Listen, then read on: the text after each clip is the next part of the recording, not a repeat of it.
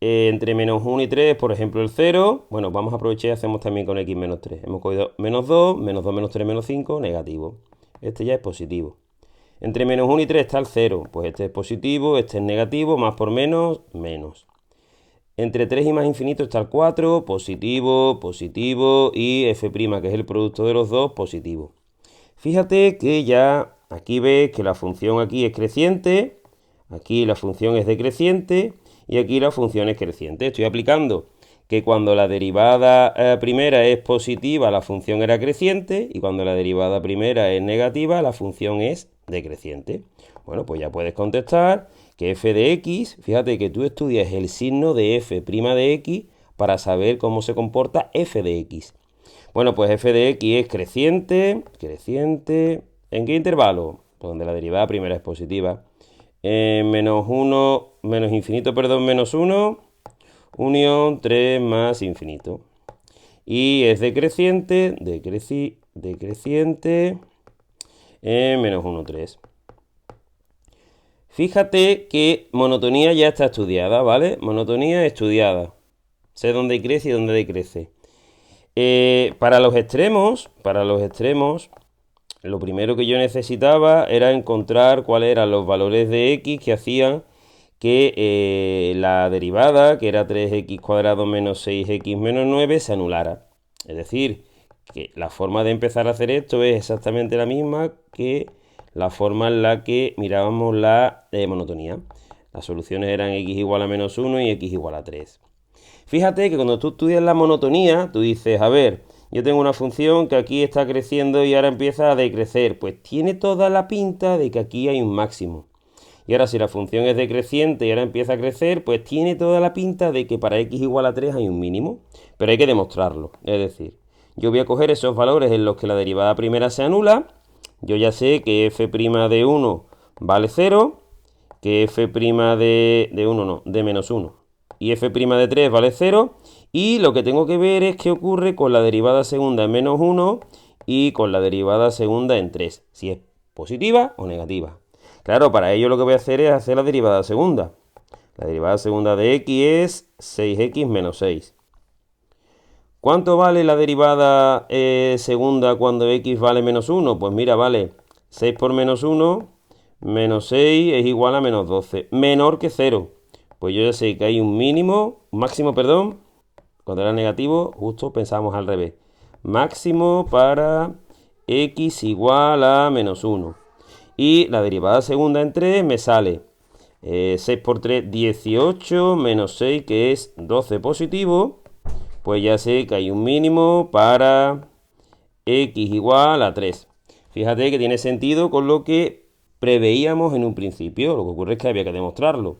Hay un máximo aquí para x igual a menos 1 y hay un mínimo aquí para x igual a 3.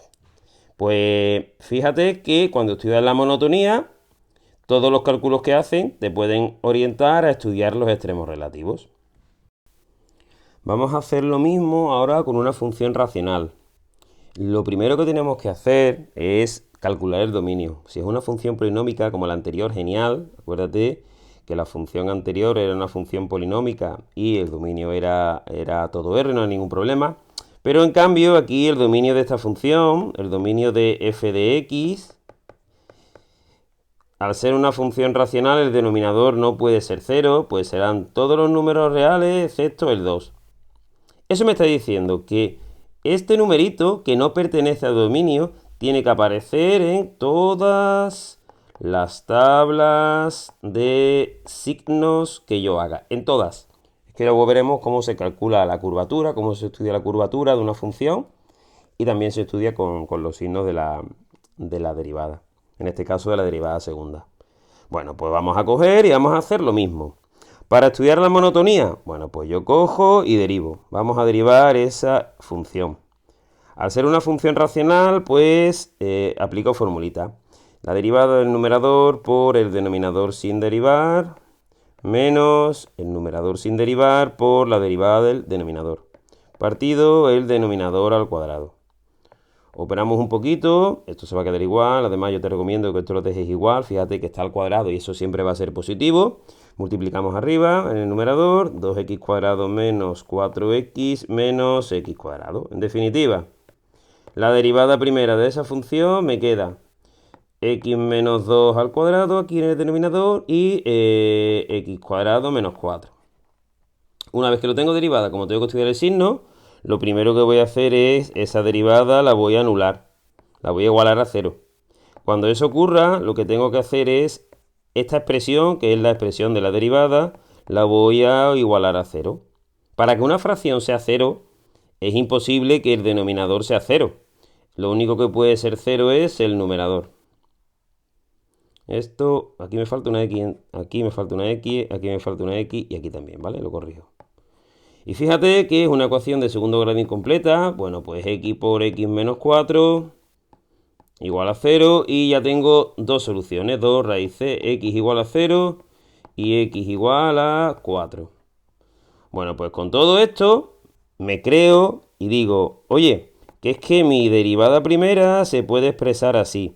X por x menos 4 partido x menos 2 al cuadrado. Y voy a ver el signo que va a tomar esa función derivada. Lo podemos hacer aquí. Venga, vamos a ver. Aquí voy a poner un factor, otro factor, el denominador y aquí el que me interesa que es la función. Bueno, pues x, aquí x menos 4, aquí x menos 2 al cuadrado y aquí la derivada primera. Necesito poner aquí el menos infinito y voy a poner aquí el más infinito. Y tenemos que recordar que ahora también van las raíces, pero además dijimos que el 2 tenía que estar en todas las tablas. Bueno, pues lo ordenamos un poquito. El 0 aquí, el 2 aquí y el 4. Y ya está todo lo que necesito. X, pues es negativa hasta que llegue a 0. Cuando sobrepase 0 ya es positiva. El x menos 4, pues será negativo, negativo, negativo, positivo, ¿vale? Tenemos que coger numeritos y ver el signo. Este que está al cuadrado siempre va a ser positivo. En definitiva, la derivada primera, menos este es positivo, este es negativo y este es positivo, ¿vale? Solo tengo que multiplicar signos. Eso me está diciendo que tengo que tener cuidado, que ahí la función es creciente, que aquí la función es decreciente, que aquí la función también es decreciente y que aquí la función es creciente. Bueno, pues f de x, ¿dónde crece? Pues crece en los intervalos en los que la derivada primera es positiva. Pues menos infinito 0, unión 4 más infinito.